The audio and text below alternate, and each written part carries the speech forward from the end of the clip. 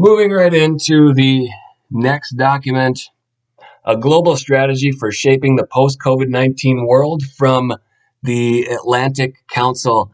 Now, I don't trust this camera's quality, but I don't know if you can make this out, if I can hold it still here. This is quite a disturbing picture. You can see the little demonic skeleton people killing and slaughtering everybody. This is I thought that was interesting, so I looked it up and found that it's a painting by Pieter Bruegel from 1562. Had I just looked at the next page here, they describe it themselves. This painting by Pieter Bruegel the Elder is a moral work that shows the triumph of death over worldly things, symbolized through a great army of skeletons devastating the earth. The painting captures themes of ever-present plague and death in Europe during the life of the painter. In the foreground, death is on a reddish horse, destroying the world of the living, who are led to a huge coffin with no hope of salvation. All the social classes are included in the composition, and no power or devotion can save them. That's all they put there. So this is a document to combat, not really combat COVID-19. It's a global strategy for shaping the post-COVID-19 world, is what it says, and that's the explanation for it. It's not a painting that demonstrates triumph over death. It's the triumph of death. That's what they decided to go with. So the Atlantic Council, they're headquartered in Washington, D.C., and they, at least a part of them, is their Center for Strategy and Security, which is what this is. Interesting when you look at occult artwork. The themes are pretty similar. And that's been a theme so far of what I've been talking about, is these people at the highest echelons of control are actually occultists. That's why you see them emerging from the same secret societies. That's why Bush and Kerry both came out of the Skull and Bones secret society that's headquartered out of Yale. And it's not just a good old boys club, and it's not just a coincidence that two presidential candidates came out of the same secret society and then competed against each other for the presidency. These are not coincidences. And, hopefully I'm not going through this too prematurely. I'm just going to read some of these points that I highlighted. The first part here in the executive summary. The United States and its allies can recover from the crisis and revitalize an adapted rules-based system to bring about decades of future freedom, peace, and prosperity. With crisis comes opportunity. Where do we do that? That is the central theme of this book here. It's all about how COVID-19 is a great opportunity, and the same opportunities for globalism wouldn't exist without COVID-19. So it's interesting that documents essentially called out COVID-19 and said that this is what's coming, and then it came when it's just so convenient for them. The purpose of this Atlantic Council strategy paper is to articulate a comprehensive strategy for how the United States and its allies can defeat the novel coronavirus and bring about a renaissance for a new and adapted rules-based global system. The strategy outlines the following overarching goals: mitigate the impact of COVID-19, etc., seize the historic moment to lead a rejuvenation of an adapted rules-based global system that can endure for decades to come. Central to this strategy is close coordination among the United States and its allies and partners to leverage their combined economic, diplomatic, military, and scientific might. Health. The primary goals under health is to defeat the virus and establish a more effective global public health system that has the capacity to monitor and quickly respond to major disease outbreaks. They want to reform and strengthen existing global health institutions and create new institutions to secure public health, such as an international public health monitoring agency. Goals for the economy. Leverage new technologies and lessons learned from the pandemic to reimagine a prosperous post-COVID-19 global economy that prioritizes inclusive growth. Governance goals. Leverage new technologies, especially digital platforms, to modernize elections and help revitalize existing democracies. So they want a digital election system because that works so well, especially now with all these concerns that they're talking about Hacking is a big concern. Let's have digital democracy then. Defense. Use crisis and pressure on defense budgets to transform U.S. and allied capabilities away from legacy platforms and toward emerging defense technologies central to future warfare, such as drone swarms, artificial intelligence, space, etc. Prepare for the future of warfare to defend a revised and adapted rules-based global order. So those are among the things that they seek to achieve using the COVID-19 pandemic as a platform to do so. The order is facing vast internal difficulties as populist movements challenge globalization and U.S. allies doubt its willingness to lead. Our response to these many challenges. All right, so populist movements. Movements for the people. A populist is somebody who does things in the best interest of the majority of the people, what the people want, and that's a bad thing. That's a big threat to this global rules-based order that we're seeking to achieve here. Now, this was written. This was done. What did we say? It was shortly. It was 2020, but it was shortly after the pandemic kind of took center stage.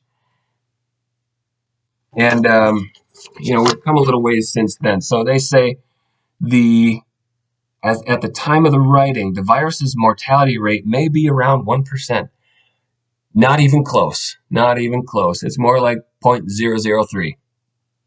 So inaccurate information. Threatening to undo the decades-long process of globalization. And we don't need to go specifically into that. A prolonged downturn of the economy could invigorate opponents of globalization and unleash forces that favor economic nationalism. We can't have nationalism or populism or anything that would promote American independence. A big focus of this is rivalry between China and the United States, saying that if China recovers quickly, it could pressure neighbors to align more closely with it since its markets would be able to provide consumer demand. The pandemic gives China an opportunity to attempt to showcase its model of authoritarian state capitalism as superior to the US, European, and like-minded Asian countries' model of open market democracy. So, probably true. Oh, here we go. This whole thing, a high risk of political instability, state failure, especially in developing countries, but also here too, could provide opening for terrorists to commit acts of violence and find new breeding grounds for extremism. And anytime we hear extremism in this country, it means white people and Christian traditionalists. Those are extremists, even though those are the least of your worries. If you want to look at statistically, what ideology am I most likely to be harmed by? It's not that. It's not that race or that ideology. The United States and European nations will have to contend with extremist movements. Pro-democracy protesters and racial justice movements such as Black Lives Matter in the United States could help positively reshape democracies and geopolitics. Yes, it's been very positive. Billions of dollars of damage, cities set on fire. That's the positive thing. That's good. But white Christian nationalism is a big problem, really big problem. And that insurgency on January 6th was the worst thing since Pearl Harbor, is what they tell us. You know, that one in which nobody actually was killed except for one of the violent insurgents who was an unarmed woman crawling through a window, got shot in the neck. That was the worst thing we've ever seen. What a violent extremist movement that was. This other stuff, burning cities down and beating people to death in the streets, that is what we need more of. That's the kind of thing that will help reshape policy in this nation. Many international institutions have proven ineffective during the pandemic. A continued feeble or lethargic response could fuel populist or anti-globalist criticism of the institutions as illegitimate or lacking purpose. So these international institutions like the WHO, they need to do a better job, probably be more authoritarian. Otherwise, populist anti-globalist movements are going to say, see, globalism sucks, which we will say that.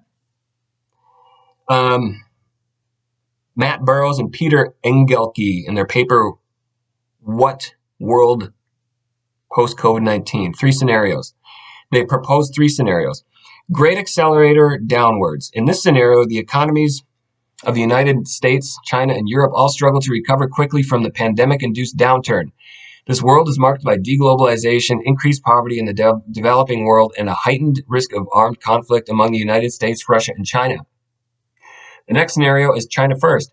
In this scenario, China expands its influence abroad while the United States struggles to revive its economy. The United States and its European allies fear a rising China, while U.S. allies in the Indo-Pacific grow economically dependent on China. The United States is perceived as declining while China emerges stronger from the pandemic. And the third scenario, recovery and rejuvenation, which is what they're trying to facilitate and promote in this particular document, is as follows. In this scenario, the United States works with its allies and other like-minded countries to lead a recovery and rejuvenation of the rules-based global order. They put forth a global response to the pandemic and facilitate an economic resurgence and a reformed Bretton Woods system. Achieving this scenario depends on deep, sustained U.S. and allied cooperation and would benefit from coordination with China. The stricken rules-based order requires more than just a revival of its previous form. On the contrary, it needs a bold vision for revitalization that includes new institutions, a more resilient economic system, new efforts to uphold good governance and democracy, and a rethinking of defense in the 21st century.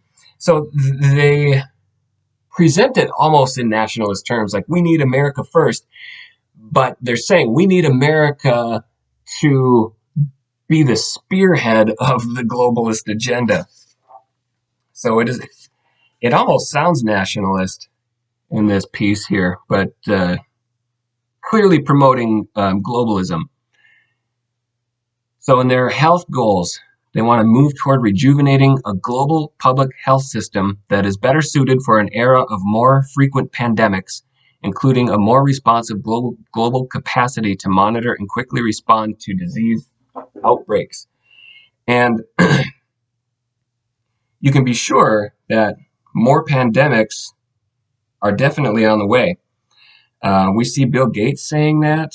Remember in 2017, Fauci said, this administration is going to be hit by a surprise outbreak. Surprise. Not really a surprise when you knew it was coming. So Bill Gates is saying it. Jeremy Jurgens, the WEF, the World Economic Forum managing director, says, I believe that there will be another crisis. It will be more significant. It will be faster than what we've seen with COVID. The impact will be greater, and as a result of the economic and social implications will be even more significant. Klaus Schwab says, we all know, but still pay insufficient attention to, the frightening scenario of a comprehensive cyber attack could bring a complete halt to the power supply, transportation, hospital services, our society as a whole. The COVID-19 crisis would be seen in this respect as a small disturbance in comparison to major cyber attack. Okay. Whenever these people start talking about here's what could happen, it somehow ends up happening. So we need to pay attention to language like that. And they're saying the same thing in here. We need to create a system that can help us guard against more frequent pandemics, since they know that's on the horizon. All the people that have inside knowledge about this stuff, that's what they're saying. So that's what's coming. I will eat my shirt if we don't see a second wave of something else. It might not be COVID-19. Maybe it's Ebola. There's some talk of that.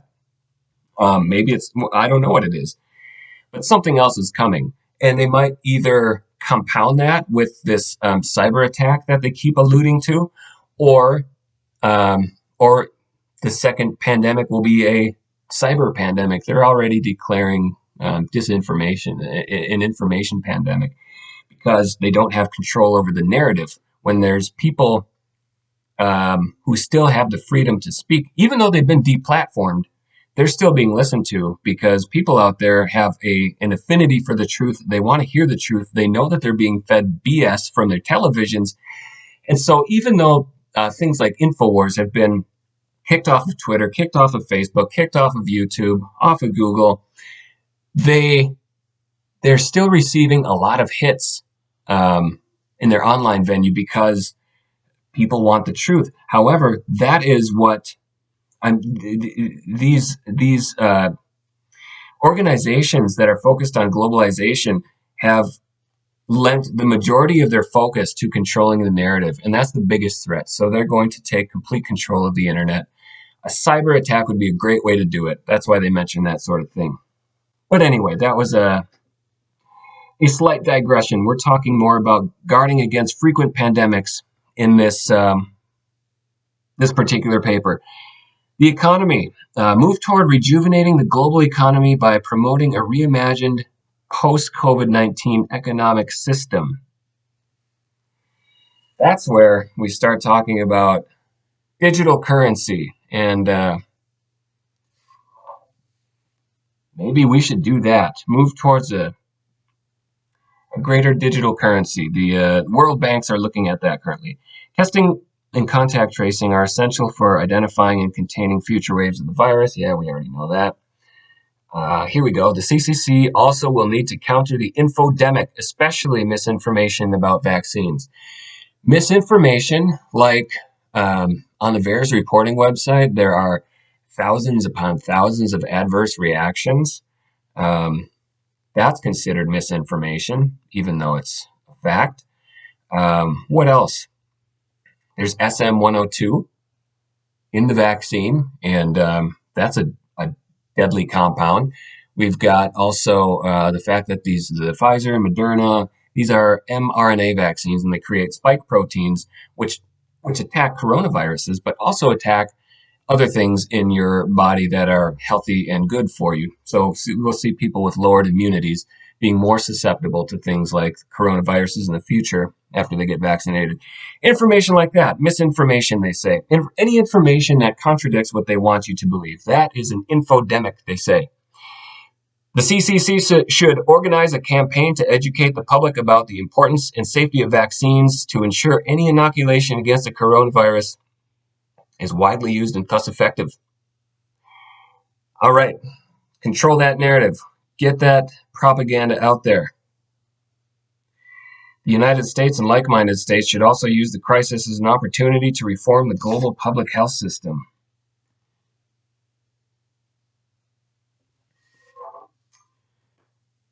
Investing in new technologies. Priority areas for technology investment include artificial intelligence, biotechnology, advanced manufacturing, and quantum computing.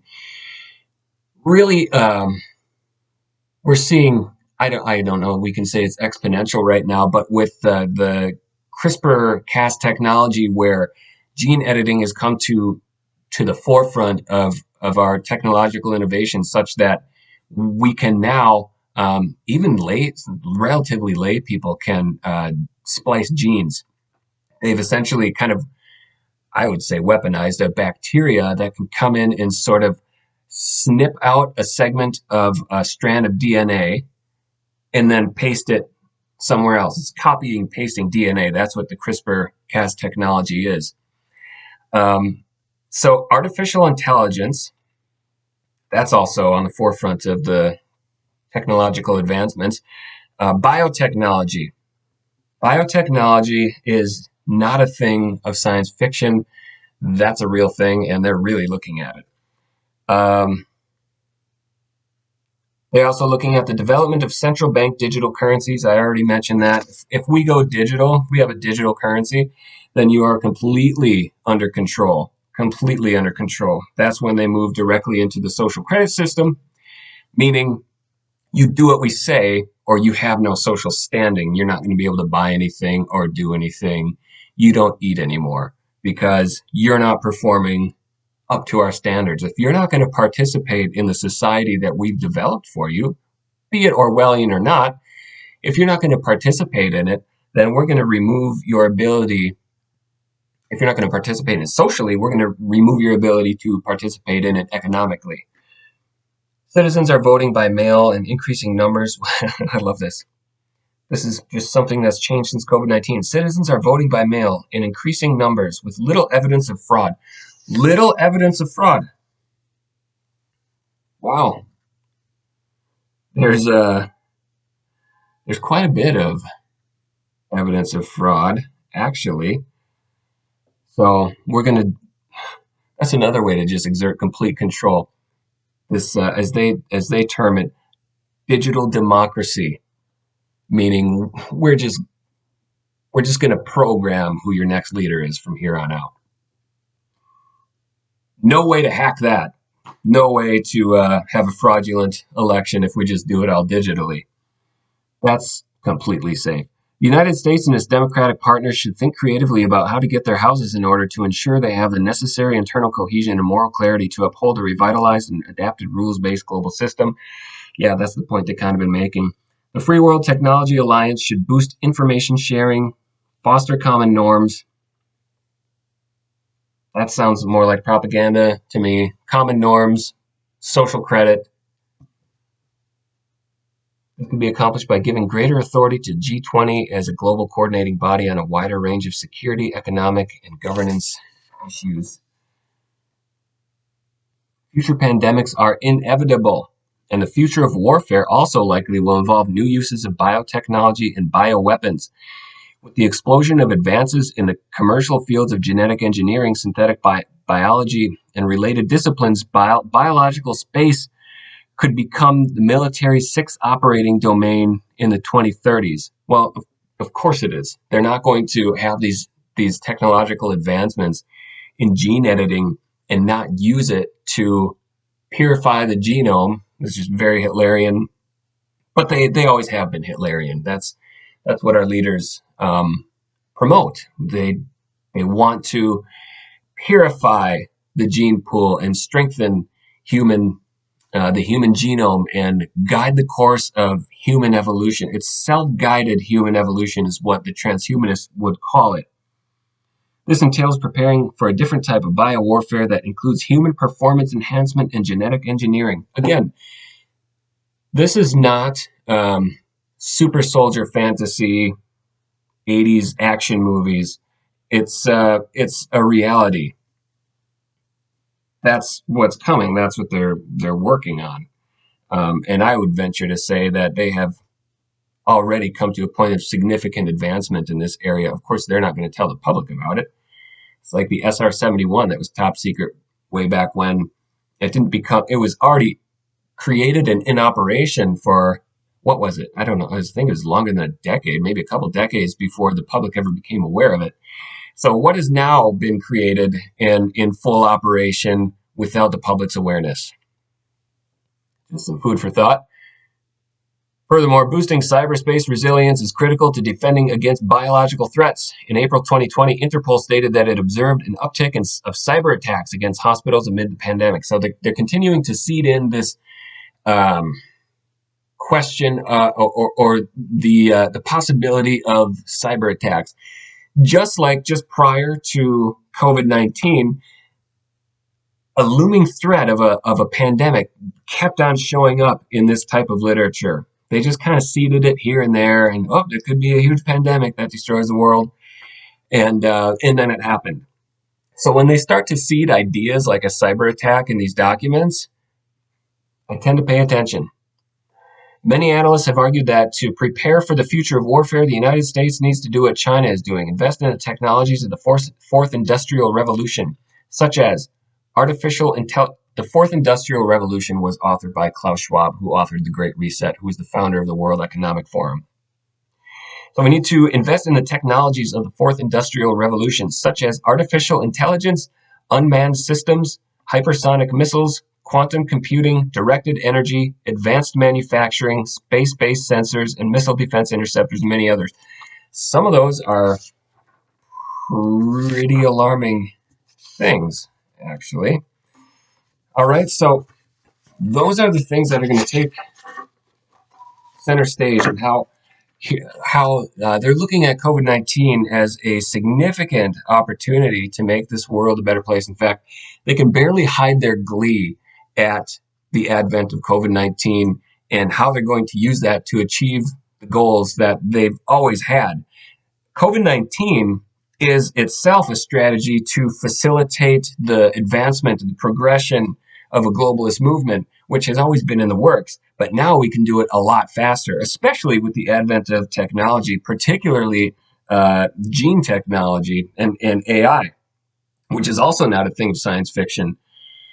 So the kinds of people that are into this thought it would be a good idea to just make sure that this piece of art called The Triumph of Death is on the cover of their document here. And in the explanation of it, it's not like this is what we're going to try to avoid. I just say death is on a reddish horse, destroying the world of the living, who are led to a huge coffin with no hope of salvation. All these social classes are included in the composition, and no power or devotion can save them. Cool explanation from the Atlantic Council. I don't know. I just think it's a strange choice for some cover artwork on an official document from the Atlantic Council. But that's one of many. There's going to be more to come. I guess I have to get reading. I've got a stack like this probably that I have to go through still. And again, you see a lot of the same themes echoing throughout these. And if you know what to look for, you can see very occult underpinnings in all of this stuff, in Agenda 2030, in their Bohemian Grove meetings, in their plan to depopulate. And they come right out and say it too. The declassified documents and documents that haven't been classified in the first place. Population's a problem. How do we get the population down? And all of a sudden we have a global pandemic, and we have an untested vaccine. They'll say it's tested. It's not. Well, I'll get into that later too. But in that VAERS reporting system, what a lot of people are finding, and you can find independent physicians talking about this too, what they're seeing is a lot of people who have gotten this vaccination, women in particular, have experienced abnormal bleeding. There's been postmenopausal women who have they're essentially passing blood clots out of their birth canal, abnormal bleeding. So it's we got a vaccine that directly attacks the reproductive system. Strange then when the same people that are rolling it out have this extremely heavy focus on reproductive studies, not for the purpose of enhancing reproduction, but to deter it. Probably a coincidence though, right? All right, that's all I got for now.